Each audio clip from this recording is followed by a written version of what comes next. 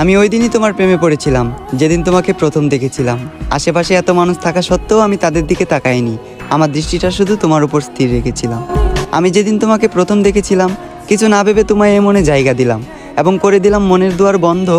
জেদ ধরলাম আমার শুধু তোমাকে লাগবে, কারণ আমি তোমার প্রেমে অন্ধ।